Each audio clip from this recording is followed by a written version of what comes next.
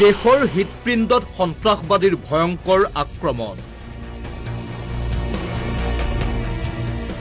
পুলৱামাৰ বিস্ফোৰণৰ ষ্টাইলত দিল্লীত বিস্ফোৰণ। আত্মঘাতী বোমা বিস্ফোৰণত দিল্লীত মৃত্যুৰ কিৰিলি।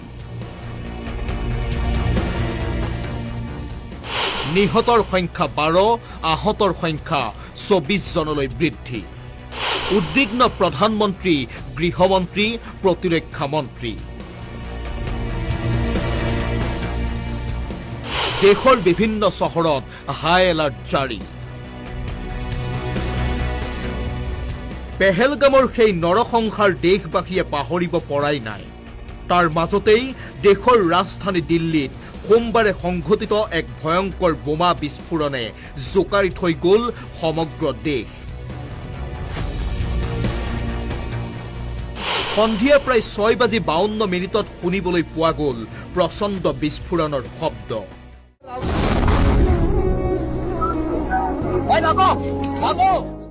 আৰু লগে লগে লালকিল্লাৰ সমীপৰ মেট্ৰ' ষ্টেচনৰ 1 নং গেটৰ সদাব্যস্ত অঞ্চলটোত বাজি উঠিল মৃত্যুৰ কিৰিলি।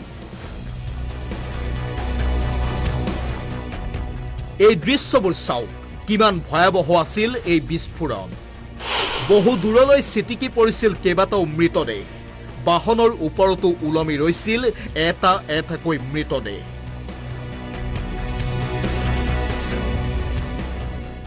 কেইবাজনৰো কথমপি প্ৰাণ ৰক্ষা পৰিল, কিন্তু চিৰদিনৰ বাবে ঘূণীয়া হ'ল। কাৰোবাৰ হাত ছিঙি গ'ল, কাৰোবাৰ এখন ভৰি সম্পূৰ্ণৰূপে হেৰাই গ'ল। तेज ब्लास्ट हुआ है, आग भी चला और पता नहीं किस में ब्लास्ट हुआ। यहाँ लोग बता रहे हैं गाड़ी में हुआ कुछ ब्लास्ट, उसके आगे ऑटो था। कितने बजे की घटना? ये 7:20 की। बड़ा ब्लास्ट है तो ऐसा नहीं हो सकता है। यहाँ बहुत ज्यादा भीड़ लग गया, उसके बाद एम्बुलेंस आया। कई लोग तो घायल हो चुके होंगे यहाँ पर भाई। बहुत बड़ा ब्लास्ट हुआ, वहाँ तक सीने पे धड़कन की आवाज गई। भाई मेरे आगे गाड़ी चल रही थी, कार कम से कम 1-2 फुट की दूरी पे थी। उसकी गाड़ी में बम फटा जाने क्या था, वो फटा था। कौन सी गाड़ी थी? एसेंट थी जाने स्विफ्ट डिजायर थी। হাস্পতাললৈ লৈ যোৱা অৱস্থাতে প্ৰাণ গৈছিল 8জনকৈ লোকৰ। মঙলবাৰে LNJP হাস্পতালৰ পৰা খবৰ আহে, হাস্পতালত মৃত্যু হৈছে আৰু 4জন লোকৰ। অৰ্থাৎ এই বোমা বিস্ফোৰণৰ 12 ঘণ্টাৰ ভিতৰতে নিহতৰ সংখ্যা বৃদ্ধি পালে